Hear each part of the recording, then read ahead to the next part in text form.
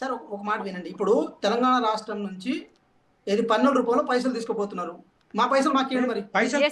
వెంకట్ నాయక్ గారు చెప్పండి. ఇటు వెంకటరెడ్డి గారేమో 5 కిలోల బియ్యం కేంద్రమే ఇస్తుంది, ఓన్లీ 1 కిలో మాత్రమే రాష్ట్ర ప్రభుత్వం ఇస్తుంది ప్రజలకు, ఓన్లీ రాజకీయ లబ్ధి కోసమే మీరంతా ఇది చేస్తున్నారని ఇటు వెంకటరెడ్డి గారు చెప్తున్నారు. మీ సమాధానం ఏంటి సార్? మేడం, ఇప్పుడు తెలంగాణ ఒక రాష్ట్రం అనుకుందాం. పెట్రోల్ పోయించుకునే వాళ్ళందరూ తెలంగాణ ప్రజలే అనుకున్నప్పుడు అక్కడ నరేంద్ర మోడీ గారి ఫోటో ఎందుకండి? అంటే నేను ఇల్లాజికల్గా అనిపిస్తుంది మీకు, కానీ ఒకసారి లాజికల్గా థింక్ చేయండి. మీరు ఏ పెట్రోల్ బంక్ చూడండి, నరేంద్ర మోడీ గారి ఫోటో మాత్రమే ఉంటుంది. వేరే ఏ మంత్రి ఫోటో ఉండదు, ఏ వ్యవహారం ఫోటో ఉండదు. మీరు పేపర్ అడ్వర్టైజ్మెంట్ చూడండి, పేపర్ ప్రతి విషయంలో నరేంద్ర మోడీ గారి ఫోటో మాత్రమే ఉంటుంది. నేను ఇప్పటికీ చెప్తున్నా, 2014 కంటే ముందు జీకే కనుక చదివితే రైల్వే మంత్రి ఎవరు, విద్యాశాఖ మంత్రి ఎవరు, అదేవిధంగా మిగతా శాఖల మంత్రి ఎవరు అని చెప్పి జీకేలో అడిగితే చెప్పేటోళ్ళం. కానీ 2014 తర్వాత జీకేలో అడగడం అంటే నరేంద్ర మోడీ గారి పిక్చర్ మాత్రమే కనపడుతుంది, ఇంకెవరి పిక్చర్ కనపడదు. అంటే ఫోటోల గురించి, వ్యవహారాల గురించి బీజేపీ తెలిసినంత రాజకీయం కాంగ్రెస్ పార్టీగా మాకు తెలియదు మేడం. కానీ మేము ఒకటే అంటున్నాం, ఈ రాష్ట్రంలో కృతజ్ఞతను చూపించుకోవడం కోసం చేసిన ప్రయత్నంగా భావించాల్సిన అవసరం ఉంది. మేడం, మీరు గమనించండి, పీడిఎస్ సిస్టమ్ ద్వారా ఈ రాష్ట్రంలో సన్న బియ్యాన్ని పంపిణీ చేసి కొన్ని లక్షల రేషన్ కార్డులని, ఇందాక సార్ చెప్పిన లెక్క ప్రకారం సరే 60 లక్షల మంది ఒక ట్యాక్స్ కట్టేటాళ్ళు వాళ్ళు పోగా కూడా మిగతా వాళ్ళందరినీ ఒక పేద ప్రజలుగా మేము కన్సిడర్ చేసి ఎంప్లాయీస్ కానీ మిగతా వాళ్ళందరినీ వదిలేస్తే ఎవరైతే ఉన్నారో వాళ్ళందరూ సంపూర్ణంగా రేషన్ కార్డుతో ఈరోజు రాష్ట్రంలో సంతోషంగా ఉన్నారు. సో వాళ్ళకి ఇప్పుడు డిజిటల్ సంబంధించిన వ్యవహారంలో భాగంగా ఆ కార్డులు ఇచ్చినప్పుడు దానికి 600 కోట్లు ఇంకేదో సార్ చెప్తూ వస్తున్నారు. బట్ నేను చెప్తున్నాను, అది ఎక్కడ ఏది నిరాధారమైన ఆరోపణలు అవి. బట్ ఒకటైతే అర్థం చేసుకోవాల్సిన అవసరం ఉంది మేడం.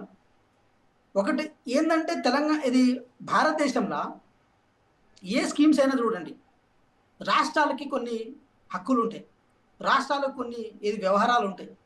దానికి కేంద్ర ప్రభుత్వం పరిమితి లెవెల్లో మాత్రమే ఇన్వాల్వ్ అవ్వాల్సిన అవసరం ఉంది. ఫర్ ఎగ్జాంపుల్ ఇప్పుడు చూడండి, ఇది వెల్ఫేర్ కిందికి వస్తుంది. వెల్ఫేర్ని మాత్రం రాష్ట్ర ప్రభుత్వం మాత్రమే ప్రధానంగా చూడాల్సిన అవసరం ఉంది. అంటే ఏ వ్యవహారం, ఇప్పుడు వ్యవసాయం ఉంది, వ్యవసాయం రాష్ట్ర జాబితాలోకి వస్తుంది. విద్య ఉంది, విద్య రాష్ట్ర జాబితాలోకి వస్తుంది. హోమ్ ఉంది, హోమ్ రాష్ట్ర జాబితాలో వస్తుంది. అదేవిధంగా డిస్ట్రిబ్యూషన్ సిస్టమ్ కూడా రాష్ట్ర జాబితా కిందకే వస్తుంది మేడం. అందుకే ఈరోజు సన్న బియ్యం అని చెప్పి ఒక స్కీమ్ని రాష్ట్రం ఇవాల్వ్ చేసుకోగలిగింది. ఆ రోజు గతంలో ఒకసారి ఎన్ రామారావు గారు 2 రూపాయలకే కిలో బియ్యం ఇచ్చినప్పుడు అప్పుడు ఏం జరిగింది? ఆ ప్రాసెస్ని ఎన్ రామారావు గారు నిర్ణయాత్మకంగా తీసుకోగలిగారు. అంతేగాని కేంద్ర ప్రభుత్వం ఆదేశం కాదది. కేంద్ర ప్రభుత్వం ఆదేశం ఇస్తే ఆదేశాన్ని రాష్ట్ర ప్రభుత్వం పాటించాల్సి వస్తే తప్పకుండా రాష్ట్ర ప్రభుత్వం కేంద్ర ప్రభుత్వం రెండు కలిసి పనిచేస్తాయి ఆ వ్యవహారంలో. ఇప్పుడు ఫర్ ఎగ్జాంపుల్ మీరు చెప్పాలి, ఇప్పుడు డిఫెన్స్ గురించి పివి రెడ్డి గారు కూడా మాట్లాడారు కాబట్టి నేను చెప్తున్నాను. ఇప్పుడు సికింద్రాబాద్లో కంటోన్మెంట్ ఉంది, అది డిఫెన్స్ సంబంధించిన వ్యవహారం. అక్కడ రాష్ట్ర ప్రభుత్వం కేంద్ర ప్రభుత్వం రెండు కలిసి పనిచేసిన చోట కేంద్ర ప్రభుత్వానికి అజమాయిషి ఉంటుంది. సో అట్లా కేంద్ర ప్రభుత్వం చేతిలో కొన్ని వ్యవహారాలు ఉంటాయి. ఈ పబ్లిక్ డిస్ట్రిబ్యూటరీ సిస్టమ్ కేంద్ర ప్రభుత్వ వ్యవహారం కాదు, ఇది రాష్ట్రాలు తీసుకునే నిర్ణయము. కేంద్రం దీన్ని కాంట్రిబ్యూటరీగానే మాత్రమే ఉంటుంది, బట్ ఫోర్ ఫ్రంట్లకు ఉండదు, అపియరెన్స్ ఉండదు, అది ఏ రాష్ట్రంలోనూ ఉండదు.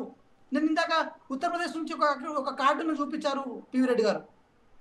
మీ కార్డును చూపించేటప్పుడు కంటే ముందు ఆ కార్డును ఇష్యూ చేసేటప్పుడు అక్కడ ఎవరి ఫోటో ఉందని చెప్పి నేను ఇప్పుడు మీకు నాకు మీ నెంబర్ నా దగ్గర ఉంది కాబట్టి ఎవరి ఫోటో లేదు అక్కడ, ఎవరి ఫోటో లేదు. యోగి గారి ఫోటో నేను పంపిస్తా ఇప్పుడు మీకు. లేదు, ఎవరి ఫోటో ఉండదు అక్కడ. ఒకటి చెప్తా చూడండి, పివి రెడ్డి గారు